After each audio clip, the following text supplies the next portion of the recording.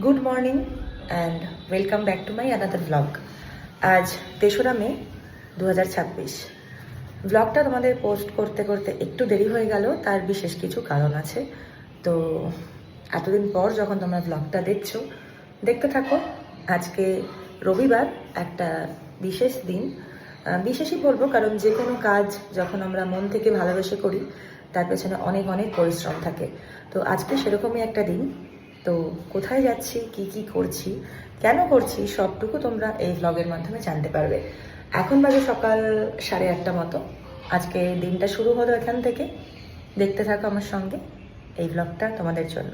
চলো, প্রথমেই বলি আজকে কোথায় যাচ্ছি, কি করতে যাচ্ছি। হ্যাঁ, আগামী 14ই জুন 2026 রবিবার আমাদের ভাবনা নৃত্য শিক্ষা কেন্দ্রের এবছরের বার্ষিক নৃত্যানুষ্ঠান অনুষ্ঠিত হবে রিষড়া রবীন্দ্র ভবনে। আমাদের এবছরের বিষয় কবিগুরুকে শ্রদ্ধাঞ্জলি এবং আমাদের বিদ্রোহী কবিকে শ্রদ্ধার্ঘ্য নিবেদন। তো তারই জন্য একটা বিশেষ কাজে আজকে আমরা যাচ্ছি। সেটা হলো আমাদের এবারের বিশেষ আকর্ষণ থাকছে কবিগুরু রবীন্দ্রনাথ ঠাকুর রচিত নৃত্যনাট্য শ্যামা।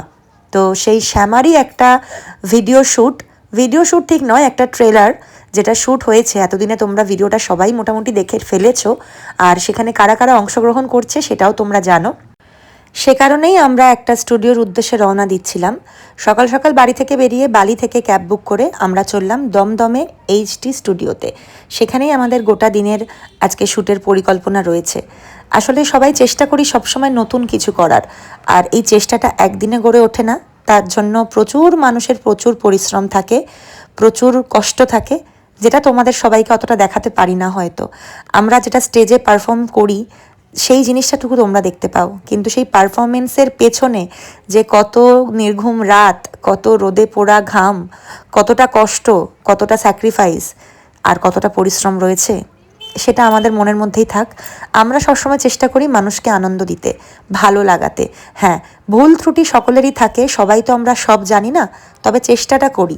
আর সব থেকে বড় কথা, কখনো কারোর সঙ্গে প্রতিদ্বন্দ্বিতা করে নয়, প্রতিদ্বন্দ্বী আমরা নিজেরাই নিজেদের। আজকে যেটা করলাম চেষ্টা করব কালকে সেটার থেকেও বেটার কিছু করার, আরও ভালো কিছু করার।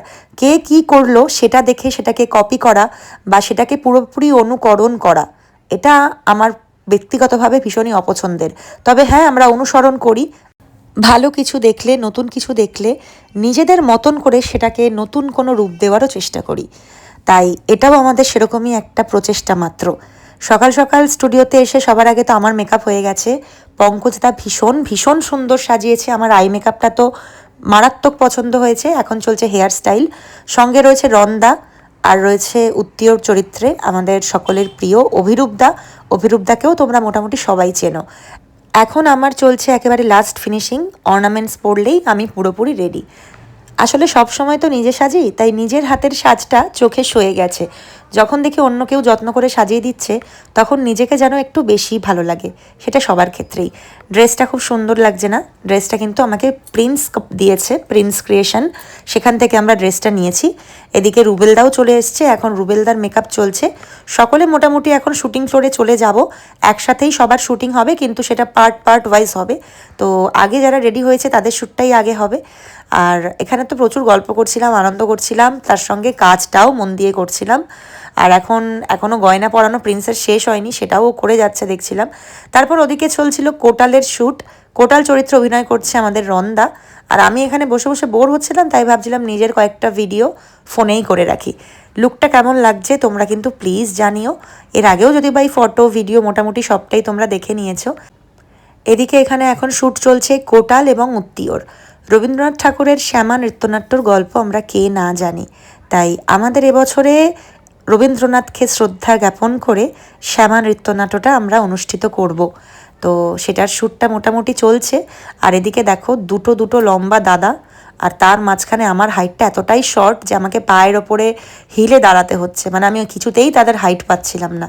এখন চলছে বজ্রসেনের সাথে শ্যামার একটা মালা বদলের শ্যুটের অংশ। আমরা যতই আধুনিক মনস্ক হই না কেন, রবি ঠাকুরকে কোনোভাবেই আমাদের জীবন থেকে বাদ দিতে পারি না। তাই গঙ্গা জলে গঙ্গা পুজোর মতোই তার সৃষ্ট জিনিস দিয়েই তাকে শ্রদ্ধার্ঘ্য। যাই হোক, শ্যুট প্রায় শেষের পথে। কেমন লাগছে তোমরা প্লিজ জানিও। এই শ্যুটগুলো অনেক কষ্ট করে ভিডিওগুলো করা হয়েছিল, কারণ সেদিনকে সবাই খুব ব্যস্ত ছিল। তারপরেও আমি ভাবলাম একটা ছোট্ট মিনি ভ্লগ যদি তোমাদের সঙ্গে শেয়ার করা যায়, সেই কারণেই এই ভিডিওটা করা। এই সামার শ্যুট শেষের পরে আমার আরও একটা শ্যুট রয়েছে। সেদিনকে মোটামুটি স্টুডিওটা আমরা সকাল থেকে সন্ধে অবধি বুকিং করেছিলাম, তো সেই কারণে আমাদের হাতে অনেকটা সময় ছিল। তাই পঙ্কজদা সেখানে একটা সাবেকি ব্রাইডাল লুক আমার উপর ক্রিয়েট করেছিল, সেটাও তোমরা দেখেছো, অনেকটাই ভালোবাসা দিয়েছো। আর প্রিন্স আমাকে এই সুন্দর কলকাটা করে দিয়েছে। এখন তো প্রচণ্ড খিদে পেয়েছিল, কিন্তু খিদে পেলে না কাজের এনার্জিটা চলে যায়। তা সত্ত্বেও একটু টিফিন করে নিলাম আমরা সবাই। বিকেল প্রায় গড়িয়ে যাচ্ছে, আর এখন তাড়াহুড়ো করে শ্যুটটা কমপ্লিট করতে হবে। কেমন লাগছে আরেকবার জানিয়ে দিও, তাহলে ভীষণ ভালো লাগবে। এই শ্যুটের পর আমাদের বাড়ি ফিরতে হবে। তাহলে 14ই জুন রিষড়া রবীন্দ্র ভবন আমাদের অনুষ্ঠান দেখতে আসলে প্লিজ আমাকে একটু জানিও, কিভাবে টিকিট পাবে সেটাও আমি তোমাদেরকে জানিয়ে দেবো। ভ্লগটা কেমন লাগলো জানিও, আর একটু সাপোর্ট করো যেন আমরা আরও ভালো কাজ করতে পারি।